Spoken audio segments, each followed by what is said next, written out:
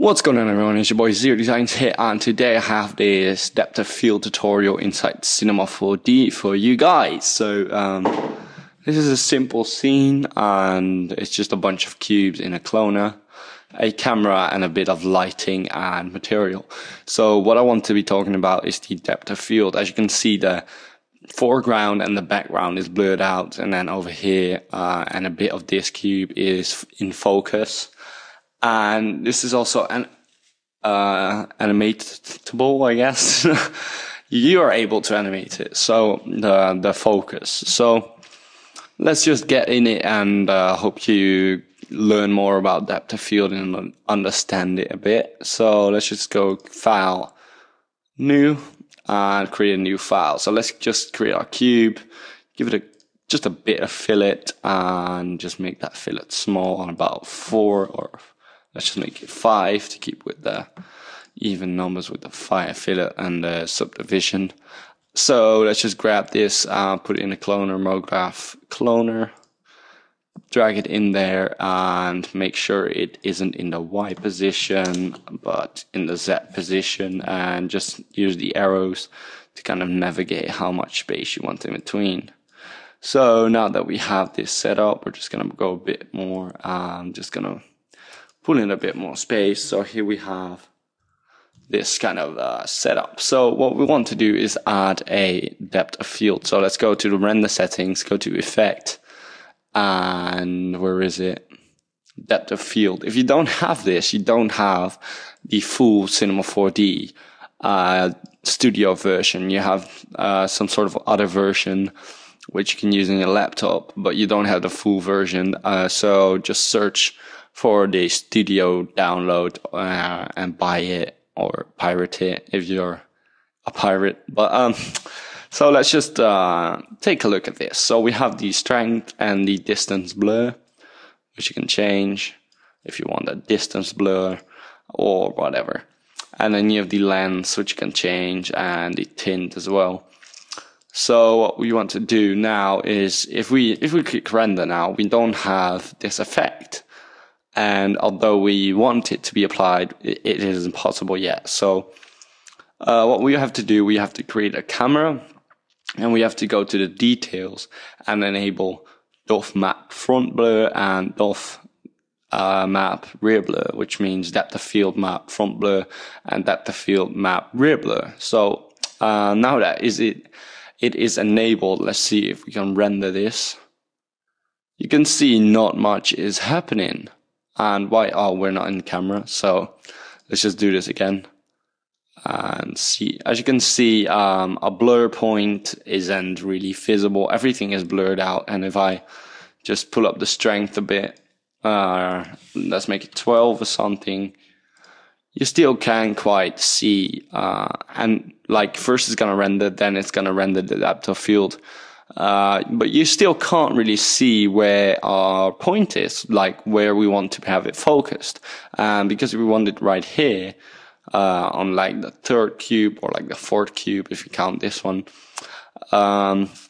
we need to change something. So what do we need to change? We need to change the focus distance. So what we have to do is just click this little button up here, which makes us able to go to a different view. And as you can see, you have these two, like you have a couple of them that you can pull out and in, but the most important ones are this outer one and this one, which you can pull in and out, and this one you can pull in to kind of change the amount of feather with the blur, and this one is pretty much where the focus point is. So if we run it now, it's probably clear to see where our focus point is. It's right here, and this is something to keep in mind. As you can see, it's very blurry back there, but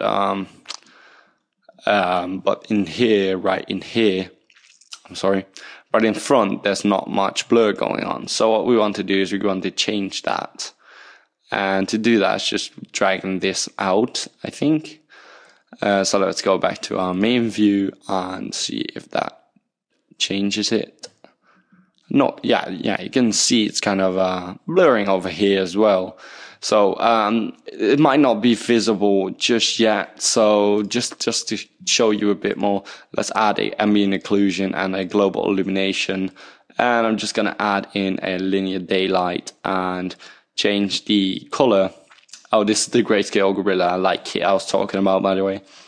And just change the color down, and we can do that over here to make it more whitish, because no sun is that color. So now we can kind of render this and see if we actually get something to show you guys, which you can actually see properly.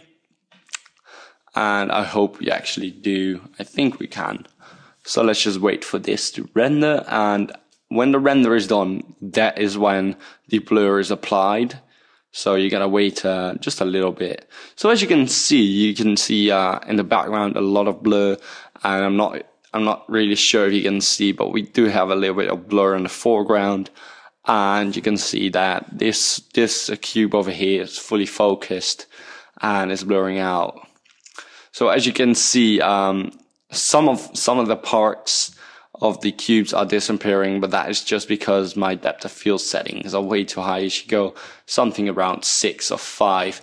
And if we add a material right now, I'm just gonna go and use Smokey Crasher's material pack, which you can get on his channel. So just search YouTube for Smokey Crasher and download his pack. So what we can do now is just render this out again. This is going to take a bit more, but depth of field kind of makes your project a bit more interesting and really makes the viewers able to kind of know where they have to focus on instead of guessing. So let's say if that cube was really important, we could change the focus to the cube that is important and make the viewer kind of zoom in on that instead of the other cubes which aren't important. So as this is rendering, I just wanted to kind of go over the settings a bit. So you can actually keyframe the focus distance, as I said before, to kind of animate how the focus is. You can focus in and focus out, making some sort of a blurry effect, and this might help you in your animations. This might make your animation look cooler and look even better than it is right now. So yeah, that's pretty cool as well. So you can change the settings obviously in the depth of field panel, and I'm just saying some things while this is rendering, and I really shouldn't do it. I should just skip it. But anyway, so let me know if you have any questions about this. I told you to use this in the explosion tutorial, slow motion explosion tutorial I made, which got a lot of good reviews. So if you're new here and you're new to this video, you can check that out. It's a really cool text effect that you can use in your intros to kind of make your text form or text deform. But yeah, I'm just waiting. You know what? I'll just come back when it's done. Alright, so it's almost done, and I just wanted to show you that it's added after the render. So I had this multiple times where I was like, wow, why isn't it adding? Because I was having a lot of programs open, and it took a while to add, and I didn't notice it, so I clicked away, and that really pisses you off when you have to re-render it again and again and again. So just to make sure, you guys, it comes after the render is done, not while it's rendering, and that makes it hopefully come on any second now. It's going really slow because the material I chose is a bit too intense, I guess, for this Lightroom. Yeah, I just wanted to make sure that you see that it's added afterwards and not while rendering. Yeah, so let's just wait for this to be done. I hope it's done soon. Yeah.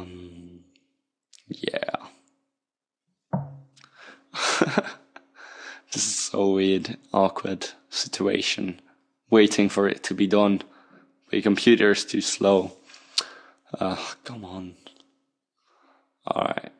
So hopefully it will go quite a bit faster now. Yeah, it's only 4 left, so in a minute we only 3 left, I guess. Yeah, now it's gonna go quicker. So yeah, they're growing down, and depth of field should be added right now. As you can see, it's added right now.